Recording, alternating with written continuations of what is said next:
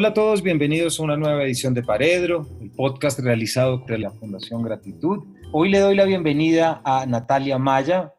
Muchos de ustedes ya la habrán escuchado y habrán sabido de ella por una bellísima antología realizada por Juan Fernando Hincapié para la editorial Rey Naranjo, esta que se llama Puñalada Trapera, pero esta vez está aquí para hablar sobre un libro muy bonito, como solamente los está haciendo Rey Naranjo, que se llama Los otros siempre tienen la razón. Natalia, bienvenida a Paredro. Muchas gracias, Camilo. ¿Cómo estás? Muy bien, muy contento de tenerte acá y que nos cuentes. Quisiera comenzar por aquí, Natalia. ¿Por qué no nos cuentas este libro, cómo se terminó construyendo? Es decir, yo sé que tú has publicado en otras revistas, pero ¿por qué no nos cuentas un poco cómo se armó y cómo llegó a Rey Naranjo? Y creo que también nos contarás de lo que fue el trabajo con un magnífico editor como es Camilo Jiménez. Claro que sí, Camilo. Pues mira, el libro empezó como una idea de escribir 5 cuentos que tenía yo desde hace tiempos. Ya los tenía trabajaditos, pero como que los había dejado quietos un tiempo. Cuando me llaman para publicar en Rey Naranjo, en la antología Puñalada Trapera, como que empecé como a desarrollarlos más y dije, voy a darme un año para terminarlos y enviar, aunque sea 10, a ver si de pronto pasan o qué piensan pues de ellos. Efectivamente se los mandé primero a Camilo Jiménez, que ha sido pues el gestor de esta obra y un acompañamiento de edición total para el libro. A Camilo le gustaron, sacó uno, por eso quedaron 9 cuentos y tenía totalmente la razón, porque era un cuento pues como que no entraba ahí en esta edición. Y bueno, ya empezamos a trabajar entre Camilo y yo pues como cositas de la redacción, lo que hace un editor, muy acertado, con cómo debía entrar, dónde debía sacar un poquito de texto que no daba como funcionalidad al cuento. Entonces fue un trabajo de un acompañamiento total y estuvo muy bien, gracias a Dios. Y este es tu primer libro, este es tu primer libro publicado.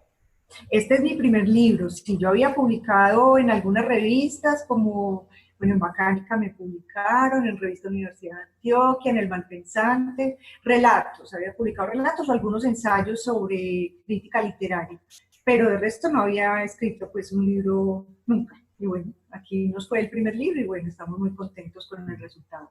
Bueno, entonces que ya nuestros oyentes comprendan que esto se trata, por lo tanto, de un descubrimiento. Natalia, quisiera preguntarte algo. Recientemente también pasó por aquí Sara Jaramillo. Estuvimos hablando sobre su libro Cómo maté a mi padre y también sobre Medellín. Y definitivamente hay un momento de visitar la imagen de Medellín porque es una ciudad que está en los 9 cuentos de tu libro y no es una ciudad explícita, no es una ciudad en la que se explicita además esa época tan tremenda y tan horrible como fue la década de los 80s y 90s, que es pues, la época histórica en la que transcurren tus cuentos. ¿Por qué no nos cuentas un poco sobre ese Medellín que tú viviste, pero también y sobre todo ese Medellín que está en tus cuentos y cómo entiendes tú esa construcción? Bueno, Camilo, además de 80, 90, yo diría que también transcurre una buena parte del 2000, 2010, casi hasta esta época. Son cuentos que la mayoría de ellos retratan personajes adolescentes o en una juventud muy temprana, digamos 20, 30 años, que están empezando, terminando el colegio, o personajes que están empezando como su formación profesional. Y todas las vicisitudes que tienen, pues en cuanto a los personajes con que estudian, la sociedad en la que se desarrollan en el momento del colegio, porque era una sociedad en Medellín en esa época de los 80, efectivamente, pues cuando yo estaba en el colegio, que me tocó vivirla, y era una sociedad que estaba pues toda permeada de narcotráfico, permeada de una manera lícita e ilícita, porque no todos en Medellín los que tuvieron que ver con el narcotráfico fueron oficios, o la gente que se dedicó a esos oficios que traspasaban el narcotráfico eran ilícitos. ¿A qué me refiero? A que el narcotráfico activó otros sectores como la construcción, los automóviles, la venta de una cantidad de productos de lujo, que también hizo pues que hubiera una economía más bollante en la ciudad y se movieron, estaban moviéndose pues por todos los territorios, incluso también trata de mostrar como la doble moral de la sociedad antioqueña ante la entrada del dinero, que siempre pues ha sido como un tema afín a los antioqueños, la búsqueda del dinero, y en un primer momento la aceptación de la economía narcotraficante y después el rechazo total, cuando ya entra el narcotráfico a meterse como en círculos más íntimos de la sociedad antioqueña. Pero sin embargo, en tus cuentos, Natalia, ese Medellín no aparece de manera explícita y no recuerdo ahorita referentes históricos directos que tú utilices. Casi que Sí. tienes una aproximación psicológica a la ciudad y a partir de allí es que creas las experiencias de los personajes, ¿cierto? Sí, sí, aquí no hay momentos tan históricos y representativos, pero de todas maneras sí es como el trasegar de esos personajes moviéndose con esa misma cultura de narcotráfico que permeó todos los colegios. Entonces estaban los compañeros que empezaron a hacer negocios, no solamente desde el tráfico, también desde el robo. O sea, hay una cantidad de niveles de narcotráfico que permearon los colegios, y bueno, estos personajes que están en el libro cuentan su trasegar por varios colegios, y el trasegar por varios colegios le da como la posibilidad de conocer una amplitud de personajes muy amplia, pues, sobre la redundancia, pero eso pasó. Entonces, había personajes que estaban en el narcotráfico, puede ser desde el sicariato, desde la venta ilegal de drogas, desde también, que también se ve el papel de la mujer frente al narcotráfico, la aceptación de cierta manera como de esas relaciones, de comprar la belleza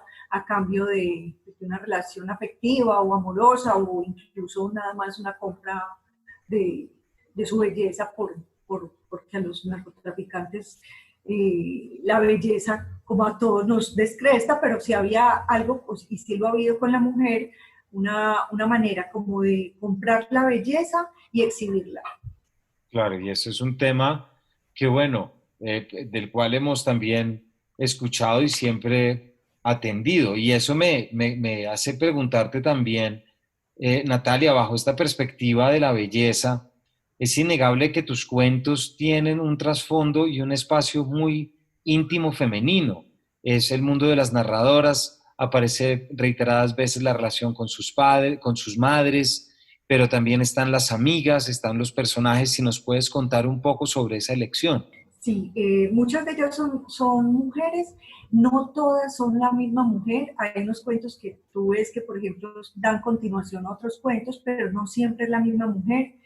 Hay relaciones familiares desde la niña con su círculo más interno, que es como sus tías, su abuelo, su madre, y las relaciones que se empiezan a tramar en esas familias, que no siempre son como las relaciones más, digamos, afectivas, más idóneas. Hay una cantidad de encuentros, malos encuentros con los familiares, esos primeros cuentos, de pronto Cementerio de Perritos, El primer recuerdo, son cuentos que son narrados por personajes que ven a unas tías de una manera, digamos que con miedo. Yo tengo varias lecturas y muchos de los cuentos que tengo se inspiran en otros cuentos. Por ejemplo, Saki siempre ha sido como uno de los autores que me ha gustado y me ha llamado la atención.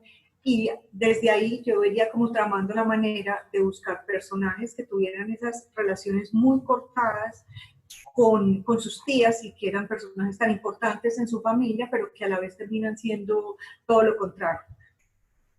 Que ese es el caso que tú, pues, que acabas de mencionar, que podríamos hablar un poquito sobre Cementerio de Perritos y lo que implica esa relación entre esa sobrina, pero también ese descubrimiento de esa descomposición, ¿cierto? De esa relación tan siniestra y sobre todo esas elecciones tan traumáticas. Sí. Bueno, a mí siempre me han gustado más estos personajes que tienen como una esencia de losers, que van siempre como la búsqueda de creer que el mundo es bueno y les puede funcionar en algún momento, pero cada vez que lo intentan se dan varias, digamos que varias palizas a sí mismos. Son relaciones familiares que de verdad no estaban bien, no son armónicas, son relaciones con tías, esas tías de estos cuentos son tías ausentes, son tías, ahí se hace la connotación, solteras, sin hijos, que prefieren tener un animal como hijo que tener sus hijos propios, o no tuvieron la oportunidad de tener sus hijos propios, no es que prefieran necesariamente tener animales a tener hijos, sino que son mujeres que adoptan animales y los tratan como hijos, y los hijos propios que no tuvieron, no porque no quisieron, sino porque por X o Y situación del destino no se casaron o no tuvieron sus hijos, les queda muy difícil ya entender a ciertas edades que esos niños, que son hijos de sus hermanos o hermanas, entren a sus casas a hacer un desorden ya a la edad que ellas tienen. Eso pasa pues en este cuento que estamos hablando de Cementerio de Perritos. Y la visión de la niña, de esas tías que no la entienden, que son mayores, que para ellas son castigadoras, es también como una relación de, digamos que de amor-odio, mientras está descubriendo pues como todo ese mundo familiar. Y son esas búsquedas de una niña que simplemente es curiosa, quiere mirar todo, y para estas tías, ya mujeres muy adultas, esa niña les resulta molesta. Entonces es como esa relación que se fue gestando ahí entre los hijos animales y los hijos niños, y cómo se da como ese choque de trenes entre esa familia. Claro. Natalia, tú escoges para contarnos esta psicología y también este contexto, el cuento. Y tu estilo es un estilo que los oyentes lo van a ver cuando vayan a buscar el libro, que uno, mejor dicho, es una cadencia y un estilo que fluye de una manera que se lo lleva a uno como lector, pero también tienes unos recursos narrativos muy efectivos en los que uno va muy tranquilo y de un momento a otro se lleva. Me hizo pensar mucho en los cuentos de Flannery O'Connor, que uno se lleva de repente una cachetada y cae en cuenta de lo que está pasando. ¿Por qué no nos cuentas un poco tú cómo entiendes el cuento, cómo lo has trabajado y cómo te ayuda eso para la elaboración de estos que están publicados? Pues Camilo, sí, ahí me diste digamos que donde era con Flannery O'Connor, porque ha sido una de mis principales lecturas, sobre todo cuando estaba escribiendo estos cuentos. Yo hice como una especie yo estudié literatura y no terminé literatura, me cambié a periodismo y comunicación social, pero cuando estudié literatura ya tenía como una selección de autores que me habían gustado mucho y volví a ellos, pero cuando volví a ellos, volví fue a desmenuzar los cuentos, porque quería saber bien la estructura. Entonces fueron varios cuentos de Flannery O'Connor que copié textualmente para ver cómo era que ella iba manejando como la cadencia, en qué momento metía a los personajes, cuándo los sacaba, cuándo daba el impacto. Eso fue pensado pues muy de acuerdo con esta lectura, no solamente Flannery O'Connor, hay otra escritora pues, que admiro muchísimo últimamente, es Lucía Berlín, y de ahí fue como saliendo como esa manera de buscar que cada párrafo, que se lo veo mucho a Lucía Berlín, empiece de una manera que atraiga al lector. Siempre nos han enseñado que el primer párrafo de un texto debe atrapar al lector, pero yo con los cuentos traté de decir, bueno, y si cada párrafo lo atrapa, si cada párrafo lo empiezo de una manera que lo logre enganchar, y ese fue como la tarea de reescritura muchos de los cuentos cuando estaban terminados, era volver a apretar esas tuercas que uno disfruta mucho, o sea, yo disfruto mucho más como en esa edición que en la misma escritura, que es como tan dolorosa y tan fatigosa de salir de uno, pues de una vez. En cambio, ya cuando estoy haciendo esa reescritura, ahí sí puedo, digamos que apretar las tuercas y buscar que esos párrafos vayan teniendo como un sentido más próximo a lo que quiero del libro y a que los lectores puedan llegar más fácil a él y se enganchen en cada párrafo. Esto lo terminas llenando, digámoslo, y ya nos decías ahorita en otra respuesta tuya que si bien no es la misma narradora detrás, pero sí hay una perspectiva afín de todas tus narradoras, que es las que permite esta evolución y este desarrollo de tu estilo. ¿Tú cómo definirías ese común denominador de estas narradoras frente a su manera de entender el mundo y sobre todo de entender la vida por la que están pasando? Pues, a ver, uno no escoge los personajes que uno quisiera escribir, yo creo que ellos lo escogen a uno. Lo mismo que la literatura que uno va buscando, la que va leyendo, hay textos por los que uno se va decantando más que por otros.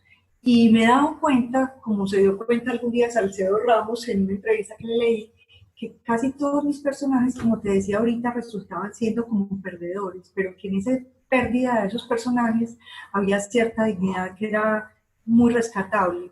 Entonces, esos personajes simplemente son personajes que yo me puedo poner en el papel de ser ellos, siento como toda la capacidad de abordarlos, no me parecen lejanos, y me parece que de alguna manera sus búsquedas, aunque no siempre resulten fructíferas, pero son dignas.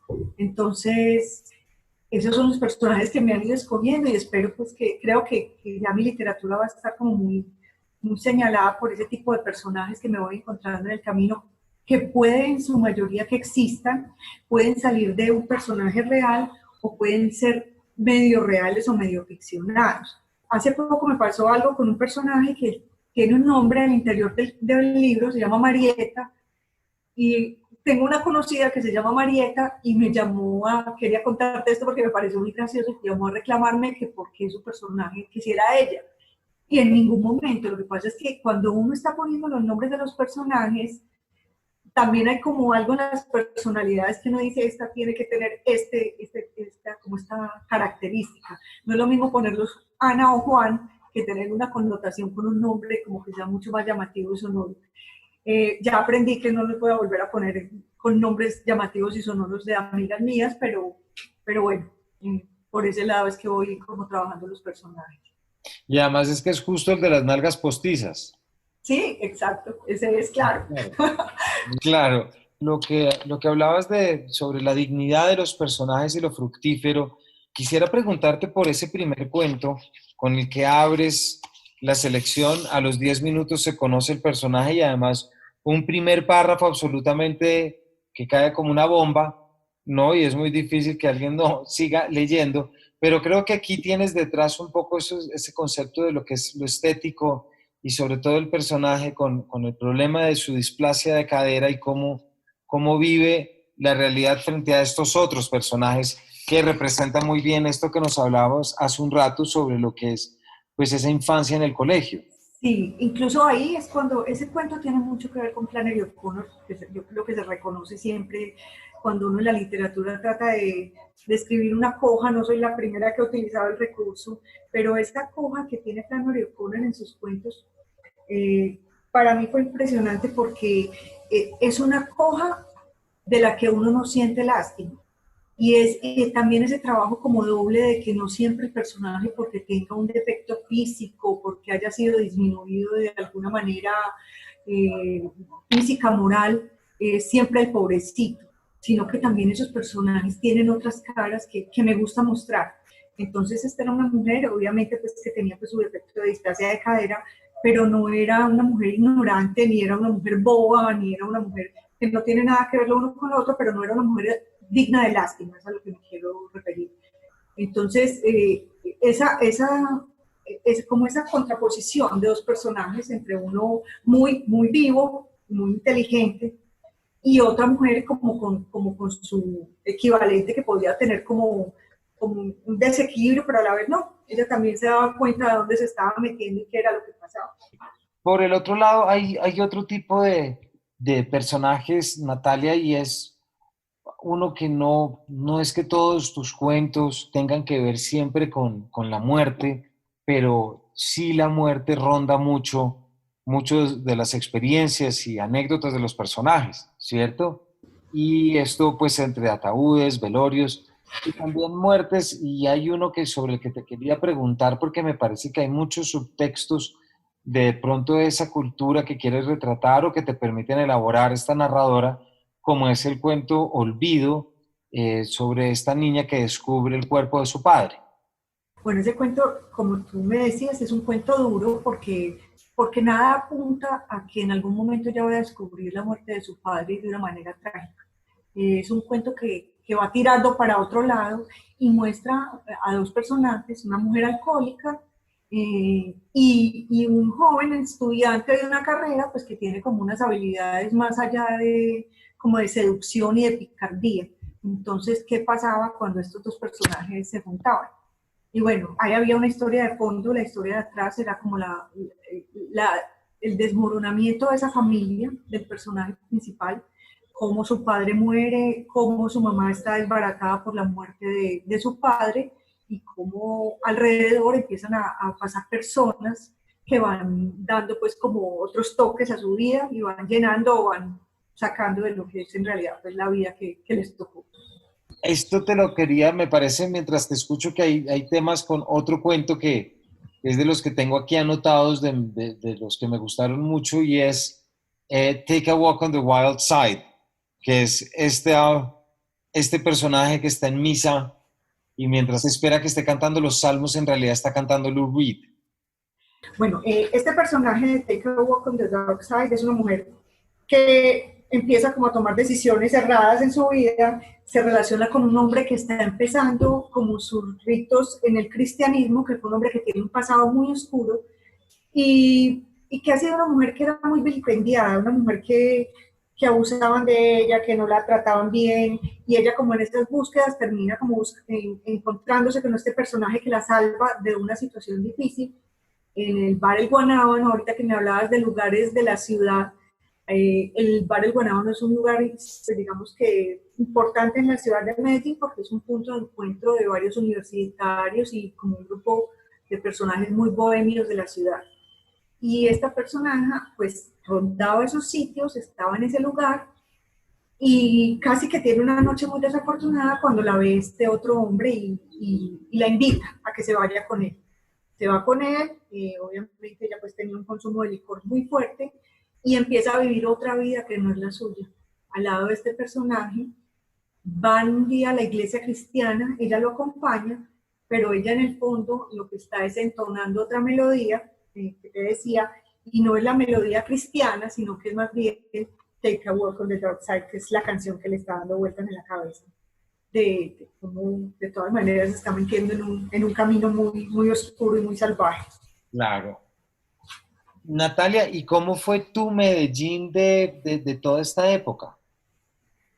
Bueno, mi Medellín de toda esta época, pues de los 80 al 2000, obviamente crecimos en la época en la que los carros bombas, bueno, estallaban frecuentemente, donde íbamos a los bares y había una masacre el día siguiente, por ejemplo, me pasó en el caso del bar de Oporto, que estuve un día antes y al otro día pues fue esta masacre tan desafortunada.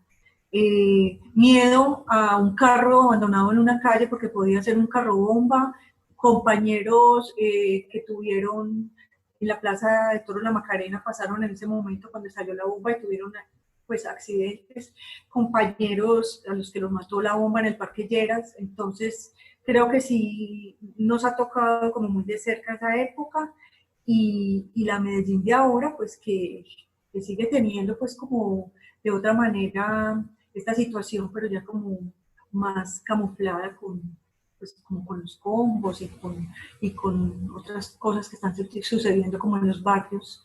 Ya no hay ese descreste y ese lujo, aunque lo sigue habiendo, pero ya es como, viene como de una manera más camuflada. En los narcotraficantes, pues son las personas que ejercen este oficio en el momento de hoy. No, no se ve como esa proliferación, esa desfachatez, esa compra de todo lo que soy capaz porque soy el rico. Yo creo que ahora eso lo tiene como un poquito más tapado y bueno, no sé, no sé de qué manera en realidad estará durando. Pues, hay un silencio oscuro en Medellín, uno sabe que hay bares en lugares de la ciudad donde pasan cosas. A veces hay, es una cosa que mucha gente no nota, pero a veces hay atracones de pólvora, digamos ayer o en marzo o en abril, empiezan a tirar pólvora y uno se pregunta, pero ¿por qué están tirando pólvora si no es diciembre? ¿Qué está pasando? Y parece pues que esa también es una señal de que coronamos alguna operación. Volviendo a esas antiguas celebraciones, las que ya sabíamos de la época, que recuerdan esa época y esas también escenas de la Virgen de los Sicarios y tantas otras, de siempre la celebración del envío con la pólvora. Impresionante, lo del 30 de noviembre, que es de 20 años para acá, que han tratado como de cambiarlo, pero de verdad, o sea, es para uno esconderse en una finca o tratar de salir de la ciudad porque es muy brusco, sobre todo quienes viven en las partes bajas de la ciudad, porque los tacos de dinamita los ponen en las alcantarillas y tú sientes que se te va a caer la ciudad encima. O sea, un 30 de noviembre aquí hace por ahí 5 años era un lugar de un bombardeo total. Natalia, y todas estas experiencias son las que tú traes a estos cuentos, pero también hay un proceso que tú realizas y es que primero estás en la maestría de hermenéutica literaria de NEAFIT, pero luego estás en un máster en edición de textos Santillana de la Universidad de Salamanca. ¿Por qué no nos cuentas también un poquito de cómo fue conciliar todo esto para entender ahorita el producto y sobre todo pues también en la novela en la que estás trabajando ahora? Bueno, Camilo, te cuento que yo digamos que por profesión, terminé periodismo y hice mi maestría en hermenéutica literaria. Y después hice ese máster en España sobre edición de libros. Ya había trabajado como editora en el Fondo Editorial de la Universidad de Antioquia, también trabajé en el Fondo Editorial de API. Y digamos que el trabajo de edición es un trabajo con el que uno se gana la vida como editor. Otra cosa es el oficio, que el oficio es la escritura y, y no siempre hay la oportunidad para dedicarte de lleno a la escritura. Tiene que darse como ciertas condiciones económicas, de bienestar y de posibilidades en las que tú puedas decir, me siento a escribir tanto tiempo al día. Yo llevo 4 o 5 años dedicada a la escritura. Me ha dado la posibilidad de hacerlo porque hago algunos trabajos de corrección de estilo que me permiten como subsanar de alguna manera pues mi trabajo de escritura. Le estoy apostando, no espero ganar nada, yo no tengo como premio a la vuelta, sino la compensación sería que de este oficio yo pueda vivir y que lo pueda seguir haciendo. Me parece que es un oficio que no envejece, es un oficio del que no me van a jubilar, sino que es un oficio en el que cada día voy aprendiendo más y todo va a ser como ganancia para los futuros libros que estaré escribiendo, en el caso de que las cosas continúen así y pueda seguir dedicándome a la escritura. Natalia, ya se nos está agotando el tiempo, pero quisiera, así como tú que te estás dedicando ahorita a la escritura y estás sacando todo esto, el pasado de una vida, quisiera preguntarte si nos puedes contar, ¿se está escribiendo ahorita de manera distinta en Medellín? ¿O el tema está cambiando, o la cultura se está retratando de una manera diferente?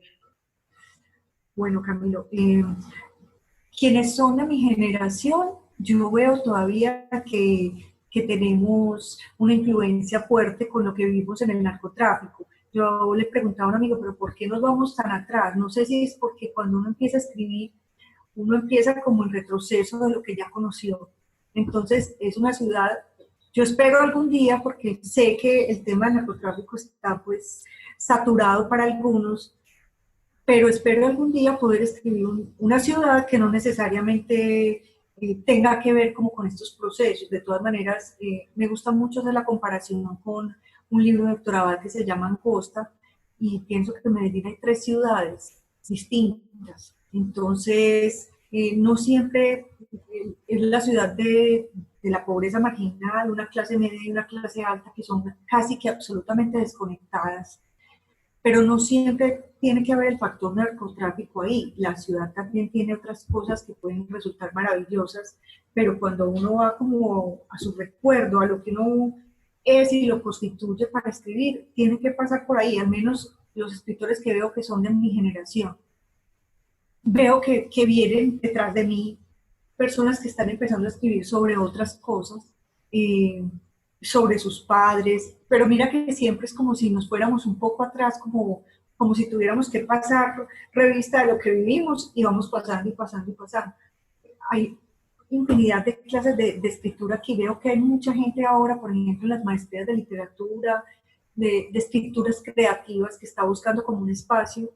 Yo esperaría pues que sí, que claro, que todos tengamos cosas muy distintas que contar y pues, que se abra la oportunidad para que los que en realidad se van a dedicar al oficio, pues empiecen a meterle la ficha por donde es.